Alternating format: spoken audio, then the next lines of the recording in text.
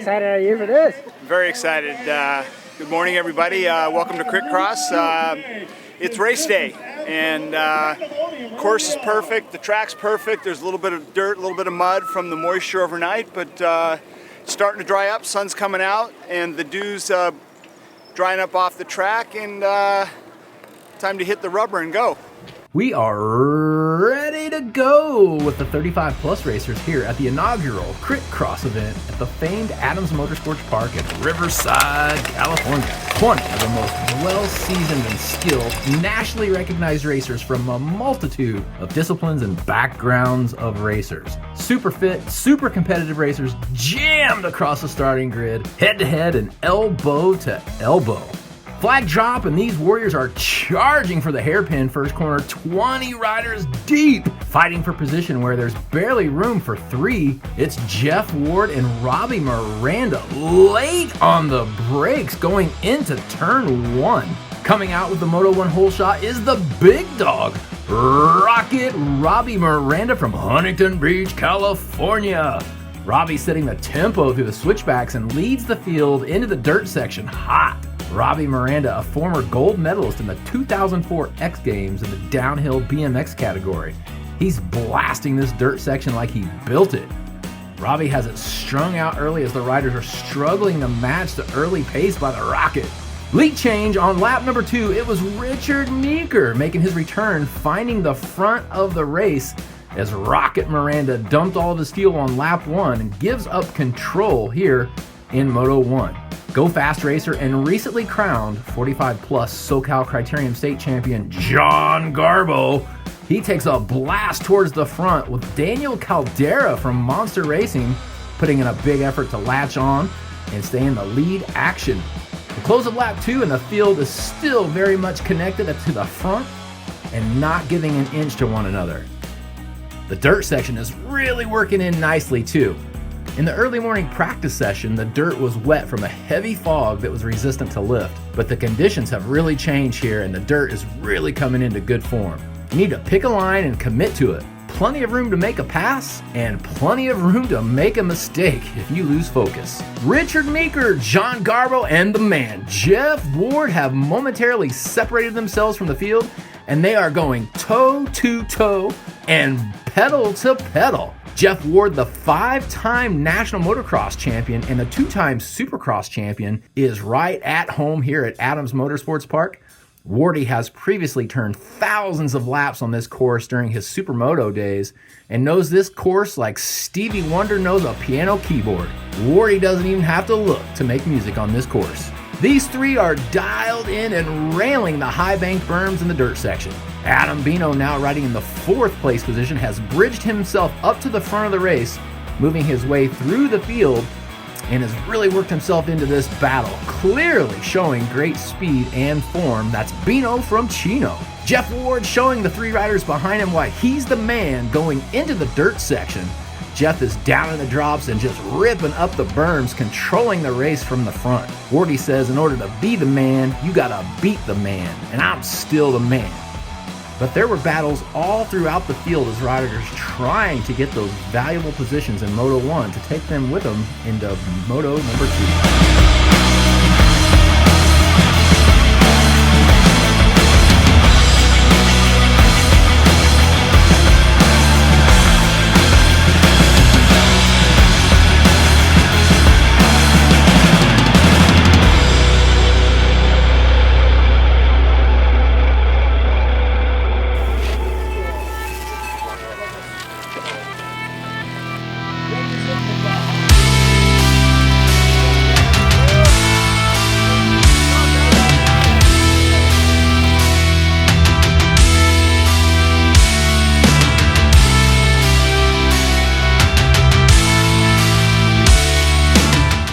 Adam Bino refused to sit behind the leaders and goes to the front in efforts to impose his strength on the group of Meeker, Garbo, and Jeff Ward in the final lap.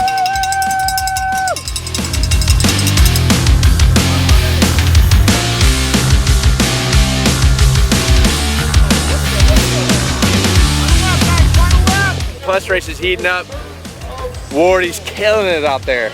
Adam Bino, Rich Meeker, killing it. John Garbo, or your state champ. Woo! So here they come. Coming in close. Let's see what happens here. All right, coming in. They got a lapper. They got to work with it. They're staying, lining up. Here they go. Oh, Meeker with the move. But it's Meeker in a squeaker on the final lap. He pushes all of his chips forward and goes all in, and he's got an ace in the hole. He launched a vicious attack here, and it gave him the slightest little bit of separation he needed going into the dirt section, carrying some great speed in that high bank berm, lays down a heavy sprint coming out of the final berm, picks up the checkers and airs it out, nearly clearing the entire finish line jump for the Moto 1 win. Front, I want to know what your strategy was and how you were able to separate yourself so much at the end. Well, great event. Thank you, Eric. Thank you to all the sponsors and everybody that came out.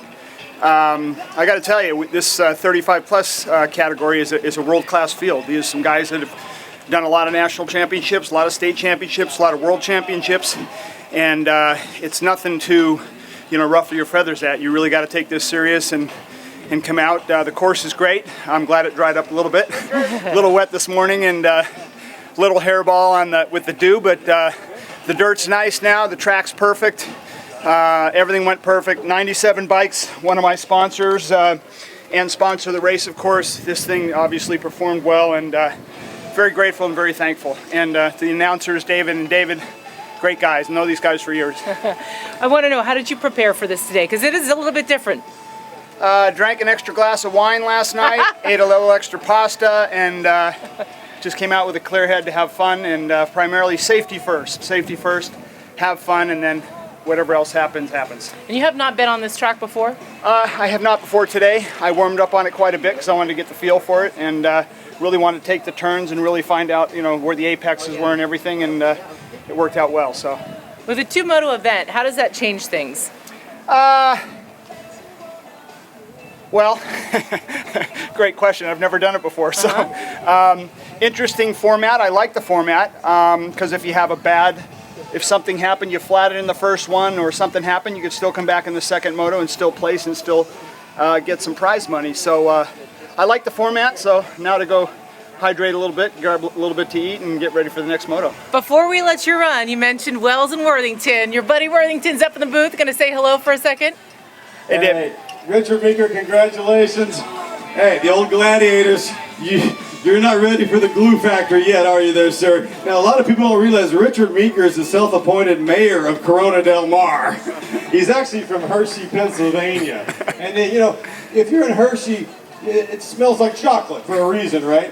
You can drive all the way to Altoona and still smell the chocolate. Hershey, down the Hershey Highway. Hey, let's not go there. Where is your mind? Richard, congratulations. In all seriousness, I appreciate what you did for our friend Mark Scott when he was down. Absolutely. He beat cancer like a drum. And for that, I really appreciate that. And I'm going to buy you the first round of beer here at the end of the day, Richard Meeker. Thank you, David. David was a great racer himself, many state and national championships himself. So him and his brother are good friends and friends for life.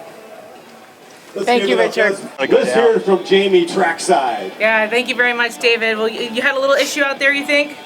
Just the last couple laps, I thought I had a flat a little bit, and then that last corner here, the big bank corner, it stepped out, and I didn't want to go this left down here. I'm really good down in this corner. I thought maybe I could get a good sprint and get up a guy or two, but I was too far behind. But that was hard. I'm not a road rider, so I do mountain biking. But I'm a good go-karter and racer on pavement, so I got good lines that carry some momentum. It helped me out a little bit. But that was a lot of fun, and can't wait for the next one. You have a lot of experience, a lot of success at this track. I want to know, how did you pace yourself out there? Because it looked like you took advantage of opportunities at just the right time. It seems like everything I do, I always want to go to the front, and then you learn more up there, and then you see where you're at. And I didn't want to get dropped. I didn't know a lot of these guys, so I just wanted to get off the start and then just kind of draft. And I know Meeker, and that's about it right there. So if I could just stay there, I felt that okay, I can make some good time up in the dirt a little bit and kind of try to rest. But there's not much rest out there. It's pushed the whole way. So I had a lot of fun, and the second one's going to be probably harder, I think. Why is that? Because I'm old. Hey, we appreciate you. Thank you so much. Looking forward to the next one. Thank you. Thank you.